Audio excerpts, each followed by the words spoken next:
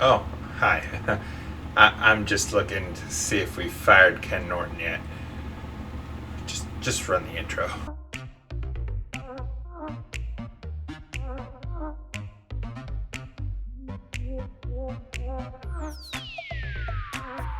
Hi, and welcome back to ZachTalksHawks. I am so excited to be here with you and to talk about, an abysmal week 3 versus the Minnesota Vikings.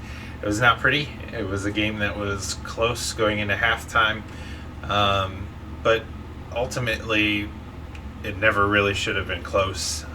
Some of the key takeaways that we see in this week 3 review is that the Seattle defense that we talked about in the beginning of this channel, it's old. It's been found out, and we don't have athletic enough corners to make that happen.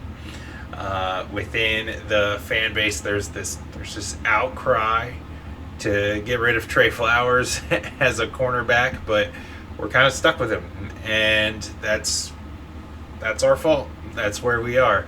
Let's take just a quick glance here at the stats that you see up here on your screen. They're pretty glaring in terms of what Kirk Cousins was able to do against a team that in his career as a Viking, he's never been able to beat Russell Wilson. And all that has changed, mainly because of the sack numbers, the lack of pass rush. We only got to him one time. I thought the pass rush was pretty good in the first half, just being able to disrupt him and keep him honest. But as the game wore on, their offensive line caught wind of what we were doing. Jamal Adams, not good in coverage. Quandre Diggs, not good in coverage. Adams really wasn't effective as a blitzer. And Cousins made us pay with 3 touchdowns of his own. And then you see the most glaring stat, right? You see Alexander Madison. 26 carries, 112 yards, 4.3 yards per carry. This is a backup running back. I thought that with either the talent at wide receiver or the talent at running back, when they both are jiving really good for the Vikings, that would be pretty problematic for this Seahawks defense. They didn't have Dalvin Cook. In a world where their offense is built on the effectiveness of their running game, they didn't even need their first string running back to come and torch us. Coming off of a loss last week versus Tennessee, we really would have thought that, okay, this rush defense, it's not great, but hey, we went against Derrick Henry, right? There's some grace there. I really think that with the league's arguably best running back, we can expect getting gashed and then losing a winnable game. We go up against this Viking team here in week 3, rebound week. Russ has never lost to the Vikings. It's going to be just fine, and they have their backup running back. We're good. That wasn't the case. Our defensive front against the run through 3 weeks just isn't there. And Ken Norton's defensive style in terms of how he calls plays and how he manages what little talent he's got on the outside, it's awful. I don't know why Trey Flowers is still playing in Seattle. Really can't understand why we haven't moved off of him and gone to literally anybody else in the roster. Because if you remember, corner is not Trey Flowers' wheelhouse. That's We made him into that. And yet, Pete Carroll and the stick-to-itiveness has hurt in terms of the depth chart that we have on the defensive end. However, as seen in Week 3, it's not the only thing that Pete Carroll has hurt on the defensive side. We've also seen Pete Carroll wind up hurting us offensively. It's really tough to justify why this brand new look Seahawk offense is decent in the first half of a very winnable game against a team that many analysts picked us to win against.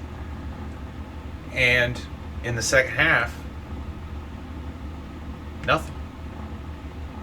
They're conservative. And that's been the problem with Seattle football for years, right? They play down to opponents that they're supposed to crush. And then when they play rivals, which I would argue as many times as we play Minnesota and Carolina, they're starting to become rivals. We miss the art of keeping your foot on the pedal and accelerating throughout the game. Whether it's slow starts or slow second halves, you can almost always guarantee in those close games one of those two things is about to happen. In our prediction video this next week for Week 4 against the 49ers, that's exactly what I'm expecting. I'm expecting a game where either Seattle's going to come out slow or they're going to end slow. And if they come out slow, they most likely win the game. Why? Because Pete's not meddling in the offense. He's leaving it to his offensive coordinator. And then what happens if we start out fast and end slow? Well, then you know things are going good in the first half. We got a little bit of a cushion, or maybe we're dominating time of possession like we should be. And Pete goes, you know what? I want to run the ball more. That's our halftime adjustment. He does it all the time. And so I'm really at a crossroads. And I would like to think that some of us are trying really hard not to overreact to this brutal Week 3 loss. Seattle was not competitive. They may have kept it close in the first half, but the flaws of coaching and roster management caught up with them in the second half. And it was glaring against a team that we were expected to beat. I really feel that many people are justified in looking at Ken Norton and going, what are you going to do to fix this? That has been kind of the anthem of every rational Seahawks fan for a while. You can't expect to do the same thing for 5 years, the same defensive scheme, and not expect the NFL to catch up to you. And it has.